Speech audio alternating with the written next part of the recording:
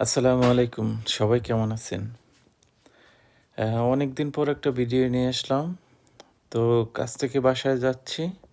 সেই ফাঁকে আপনাদের সাথে একটু আ আলোচনা বা গল্প করতেছি।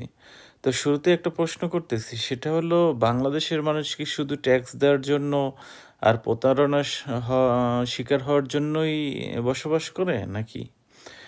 এই দেখেন ২-১ দিন আগে এক্সপার্ট হঠাৎ করে বন্ধ হয়ে গেল। লোকজন তাদের কষ্টের টাকা দিয়ে টিকিট কিনছিল। বিদেশে যাবে, পরিবার চালাবে, স্বপ্ন নিয়ে তাদের বিভিন্ন পথ চলছিল।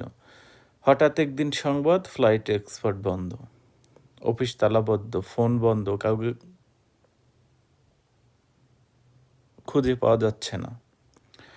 আরে ভাই, এত বড় প্রতিষ্ঠান যেটার সাথে হাজারো মানুষের জীবন জড়িত, তারা হঠাৎ করে গায়েব হয়ে যাবে। এখন মালিক বলছে অফিসারদের দোষ, অফিসাররা বলছে মালিকের দোষ। আর মাঝখানে পড়ে সর্বোচ্চ হারাচ্ছে সাধারণ মানুষ। এটা কেমন কথা হইল? কারো কোনো জবাবদিহিতা নেই, সরকারি কোনো সংস্থার নজর নাই। এই যে যতগুলো প্রতিষ্ঠান চলতেছে, ট্রাভেল এজেন্সি, ঢাকার রাস্তায় অলিতে গলিতে ট্রাভেল এজেন্সি, ফার্মেসির মতো হয়ে আছে। সরকারের কোনো মাথা ব্যথা নাই। যারা প্রতারিত হলো তারা এখন থানায় দৌড়াচ্ছে, মিডিয়ার কাছে গিয়ে কাঁদছে।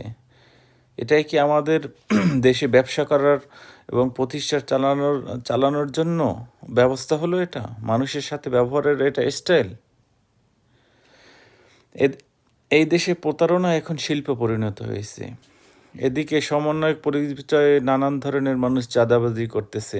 রাজ্জাক নামের এক ব্যক্তি নিজে মুখে স্বীকার করেছে যে সে চাঁদা দাবি করেছে এবং চাঁদা তুলছে, এবং সে সাবেক এমপির বাসায় চাঁদা তুলতে গিয়ে সে গ্রেপ্তার হয়েছে। সন্ত্রাস, চাঁদাবাজি, জমি দখল, টাকা আত্মসাৎ, এগুলো এখন বাঙালির নিত্যদিনের নেশা বা নিত্যদিনের যাত্রা হয়ে চলতেছে।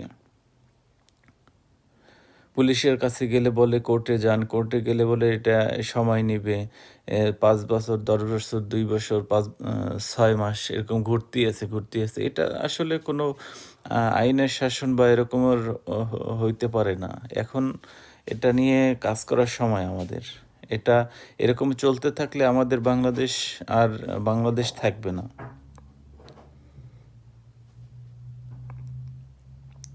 সন্ত্রাস, চাঁদাবাজি, প্রতারণা, এগুলোর বিরুদ্ধে যদি জনসাধারণ একসাথে না দাঁড়ায়, তাহলে একদিন সব কিছুই হারিয়ে যাবে।